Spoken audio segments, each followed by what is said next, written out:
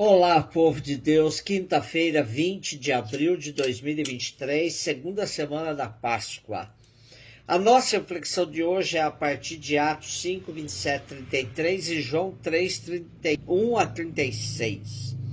Naqueles dias, os guardas levaram os apóstolos e os apresentaram ao Sinédrio. O sumo sacerdote começou a interrogá-los, dizendo: nós tínhamos proibido expressamente que vós ensinasseis em nome de Jesus.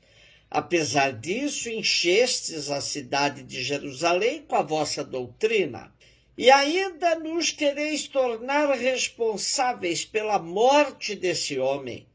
Então Pedro e os outros apóstolos responderam: é preciso obedecer a Deus antes que aos homens. O Deus de nossos pais ressuscitou Jesus, a quem vós matastes, pregando-o numa cruz. Deus, por seu poder, o exaltou, tornando-o guia supremo e salvador, para dar ao povo de Israel a conversão e o perdão de seus pecados. E disso somos testemunhas, nós e o Espírito Santo, que Deus concedeu àqueles que lhe obedecem. Quando ouviram isso, ficaram furiosos e queriam matá-los. Ler Atos dos Apóstolos é trilhar o caminho da palavra nos seus primórdios. É perceber como a força da palavra foi rompendo obstáculos e se estabelecendo nos mais variados contextos.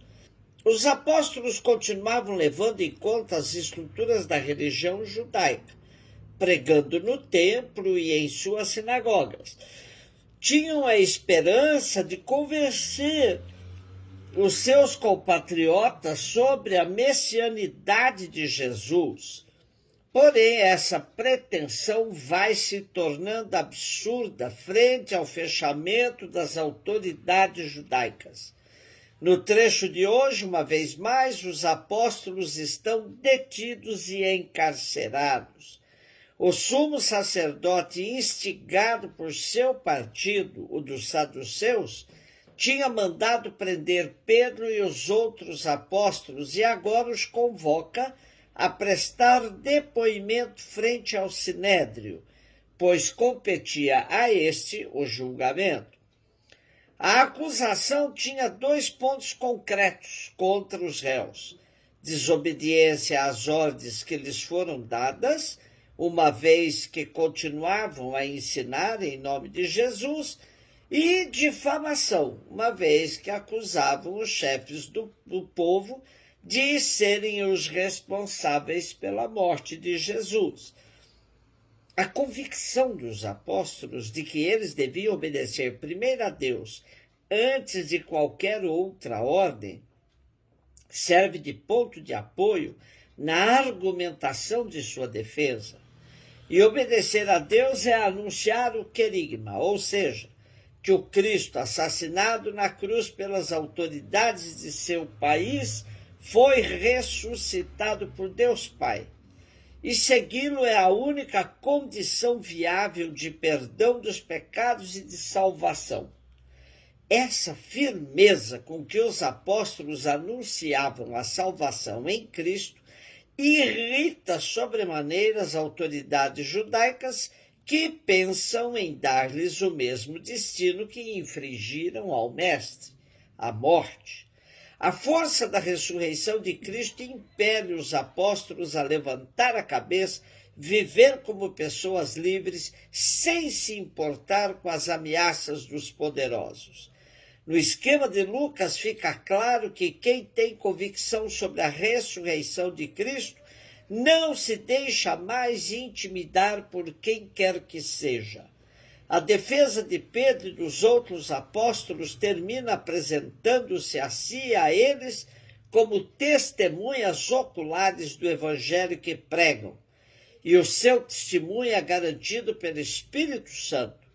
Isto deixa enraivecidos os judeus que pensam matar os apóstolos, tal como tinham feito com Jesus.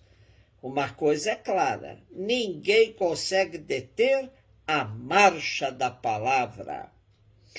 João 3, 31, 36. Aquele que vem do alto está acima de todos. O que é da terra pertence à terra e fala das coisas da terra. Aquele que vem do céu está acima de todos. Dá testemunho daquilo que viu e ouviu, mas ninguém aceita o seu testemunho. Quem aceita o seu testemunho atesta que Deus é verdadeiro. De fato, aquele que Deus enviou fala as palavras de Deus, porque Deus lhe dá o Espírito sem medida. O Pai ama o Filho e entregou tudo em sua mão. Aquele que acredita no Filho possui a vida eterna. Aquele, porém, que rejeita o Filho não verá a vida, pois a ira de Deus permanece sobre ele. Estamos hoje com os últimos versículos do capítulo 3 de João.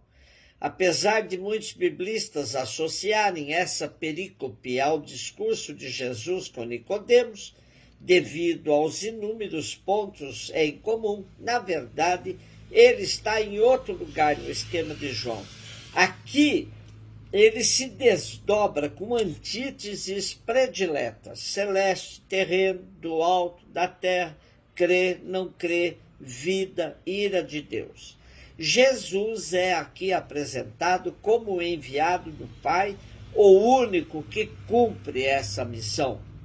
O evangelista utiliza categorias especiais, como do alto, da terra, para nos apresentar Jesus como revelador do Pai e a sua importância para a vida da humanidade.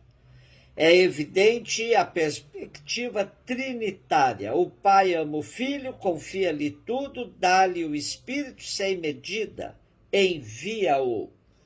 O Filho, cheio do Espírito, dá testemunho do que viu e ouviu.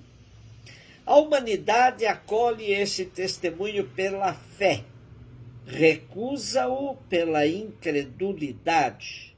Neste sentido, o testemunho aceito conduz à vida eterna. Recusado, subjuga a humanidade à ira de Deus.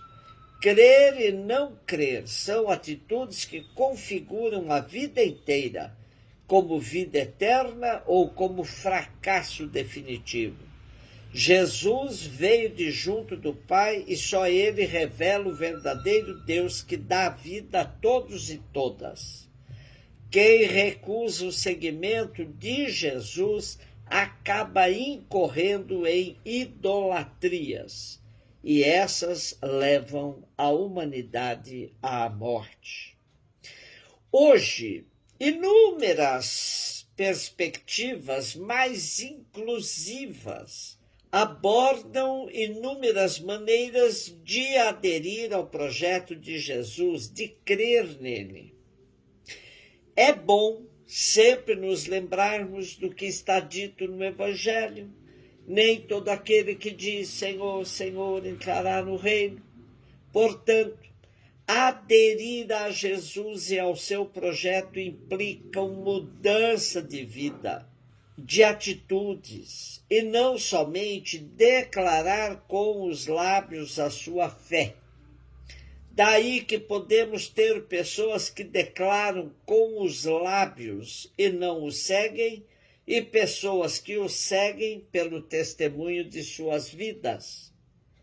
Em todas as circunstâncias é válida a máxima: crer em Deus é praticar a justiça. Um beijo no seu coração.